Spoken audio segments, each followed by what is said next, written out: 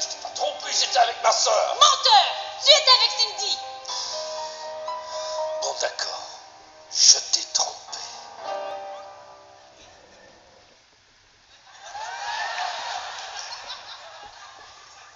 Ça va pas bien dans ce couple-là. Est-ce que vous pensez qu'en 2005, c'est encore possible d'être fidèle en couple? Est-ce que vous pensez que c'est possible d'être fidèle à une personne pour le reste de sa vie? Vous savez plus, là? Vous êtes mêlés? Les couples se regardent et ils vont comme « Toi, qu'est-ce que tu dis? » Moi, je me demande, ça remonte à quand le concept de la fidélité? Qui a inventé ça? Il me semble que dans le temps de la préhistoire, ça ne devait pas exister, l'infidélité. Pourquoi? Parce que le monde était trop poilu. Les gens ne savaient pas qui était quoi.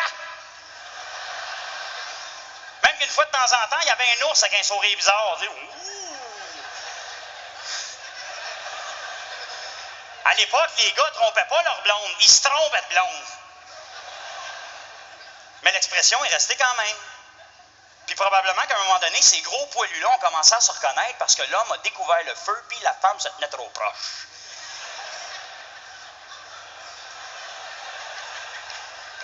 Moi, je suis convaincu que c'est l'homme qui a inventé le concept de fidélité.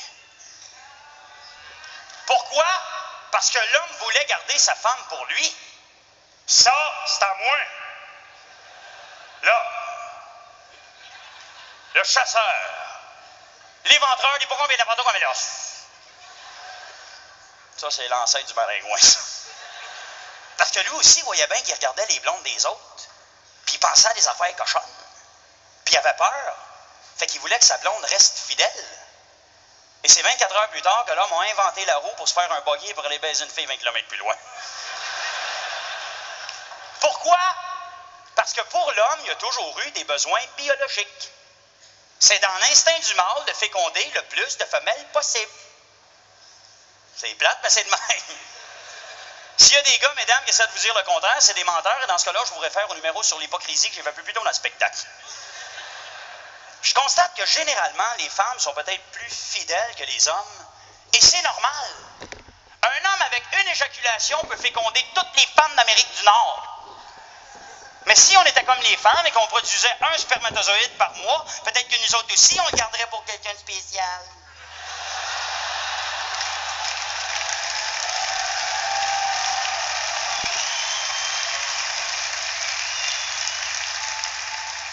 Moi, j'ai 30 ans, peut-être un peu naïf, mais mon but le plus précieux dans la vie, c'est de rendre une femme heureuse, d'avoir des enfants, de vivre heureux jusqu'à la fin de mes jours et de rester fidèle à cette femme-là.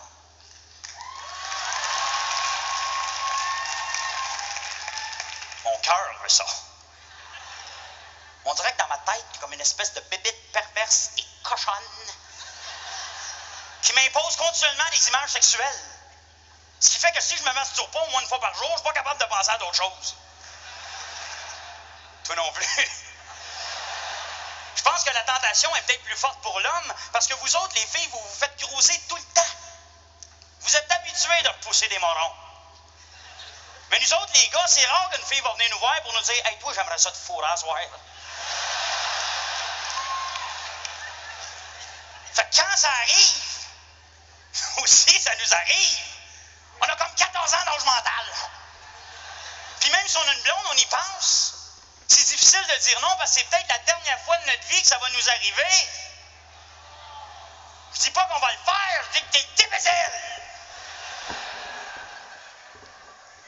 Et c'est pour ça que je crois sincèrement que la fidélité masculine devrait être calculée par rapport aux chances que tu as d'être infidèle.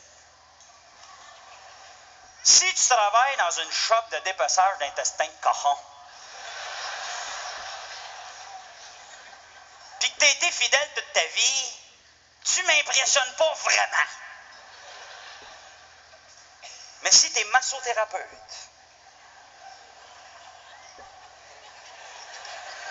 pour le concours de Miss Hawaïenne Tropique, et que tu es fidèle, tu es un surhomme. Ou tu es gay. Ou des caves. Et tout ce questionnement-là que j'ai vécu dans les dernières années, c'est de la faute à qui? La maudite bébête qu'on a dans la tête. Celle qui fait qu'on déshabille les femmes avec nos... Vous suivez? La même bébête qui pousse les femmes à aller voir ailleurs parce qu'elles ont besoin de se faire dire qu'elles sont encore belles. Celle qui nous force à tromper nos blondes pour que les autres femmes aient un peu de bonheur, elles aussi. Mais quelle responsabilité ingrate! Puis cette maudite bébête-là, c'est notre ennemi numéro 1. Et on va être obligé de vivre avec elle toute notre vie. Les gars comme les filles. D'après moi, pour réussir à résister à la tentation, on passe à travers 3 étapes avec cette bébête-là. La première, c'est qu'on la repousse. La deuxième, c'est qu'on la brasse un peu. Puis la troisième, c'est qu'on y sac une maudite volée.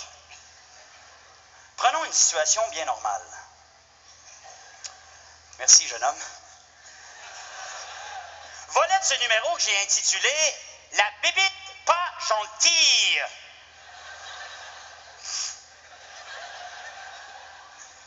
Disons que t'es une blonde et que t'es en amour. Mais une belle journée, tu te retrouves dans un petit café. Et là, il y a une super belle fille qui est assise devant toi. Elle est belle comme un cœur. Elle porte un super beau décolleté. On voit la moitié de son ventre, puis elle a une petite boucle dans le nombril. On puis envoie donc, elle porte une mini-jupe à des tresses. Ça m'excite, moi, les tresses. Puis là, tu peux pas t'empêcher de la regarder. Jusque-là, c'est correct, t'as rien fait de mal. Puis comme quelqu'un m'a déjà dit, c'est pas parce que t'es sur une diète que t'as pas le droit de regarder le menu. Fait que tu regardes le menu. Dans le fond, tu t'agaces pour rien. T'aurais pu le fermer, le menu, puis te commander une salade. Mais maudit que ça serait bon, des petites cuisses de lapine. Et c'est là que la bébite commence à te parler pour la première fois. Parce qu'elle l'a vu, elle, ta faiblesse. Puis elle sait que ça fait 2 ans que t'es en diète. Fait que là, ta bébite, elle te dit... Ouais... T'aimerais ça tricher un petit peu, hein? Paye-toi dans une petite traite. Tu recommenceras ta diète lundi. Puis là, toi, t'écoutes ta bébite, puis tu te dis, c'est vrai, dans le fond. Juste une petite bouchée. Puis là, tu te raisonnes, puis tu dis à ta bébite, wow! Puis t'en repousses. Ça va faire la malade, respire par le nez, ça va bien aller. Fait que là, tu regardes ailleurs pour pas courir après le trouble, puis tu manges ta salade. C'est bon, de la salade. Mais dans certains cas, avec le temps, des années, ça devient mou. Mais c'est meilleur pour ta santé. Mais là, la fille, tu l'entends rire de loin. Puis maudit qu'elle a un petit rire cute. Fait que là, tu te lèves les yeux, juste pour voir si c'est correct, tu sais. Puis tu te rends compte que la serveuse est en train de lui parler dans l'oreille en te regardant. Puis la fille, elle a un petit rire gêné. Puis elle te regarde, elle aussi. Et là, vous avez votre premier contact visuel.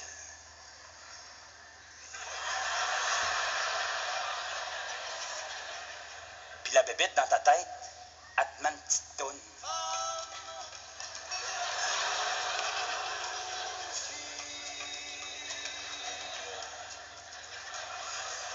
Puis là, la fille, elle se lève. Puis elle se lève. Puis elle se lève. Des Christy de grandes jambes. Puis là, elle se dirige vers toi. Ouais? Tu pensais plus que tu pognais, hein? Regarde, c'est belle. Regarde le mouvement de ses hanches, ses longues jambes, ses fesses. Oh, elle vient de se toucher les lèvres, là. Puis là, toi, tu commences à être nerveux, puis t'essayes de te raisonner, fait que tu dis à ta bébite, wow! J'ai une blonde, moi. Puis tu m'auras pas mon espèce d'obsédé sexuel. Puis là, tu brasses la bébé, puis tu dis, je suis heureux dans la vie, moi, puis j'aime ma blonde. Puis là, la fille, elle arrive en avant de toi, puis elle te demande, est-ce que je peux m'asseoir? Puis toi, tu y dis, hein? Oui!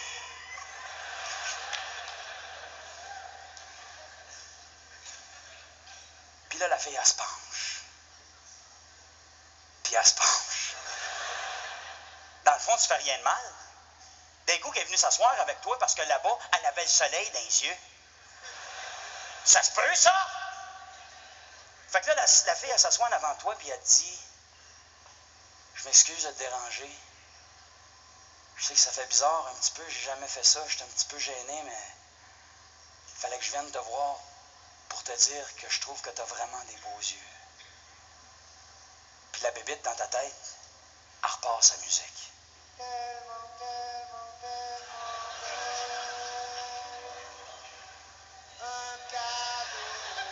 Puis là, la fille, elle continue.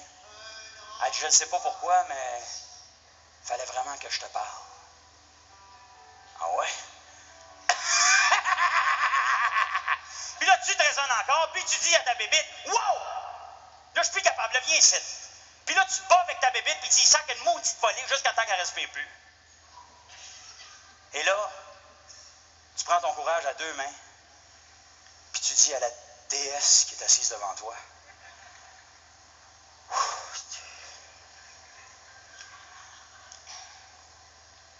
moi aussi, je te trouve super belle. Mais j'ai une blonde. Puis je l'aime.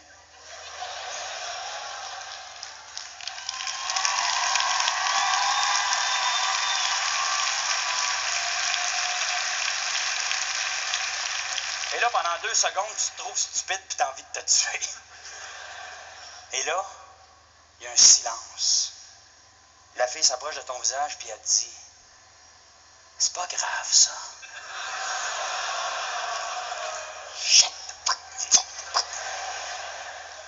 C'est pas un chum que je cherche. C'est une aventure.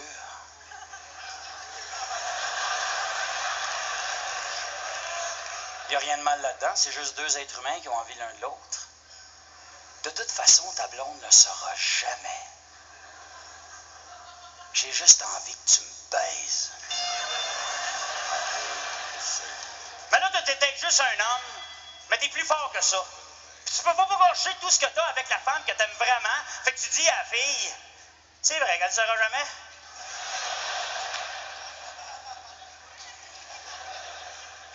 Et là, l'heure de faire un choix sonne. Fait que t'as 2 choix.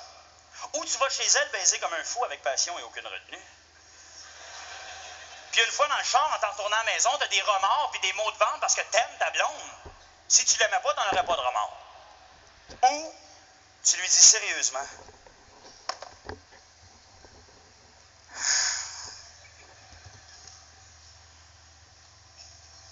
c'est pas une bonne idée. C'est pas l'envie qui me manque. Puis si ma blonde me laisse dans 2 semaines, je vais me dire que j'ai dit non à un trip incroyable pour une femme qui en valait même pas la peine.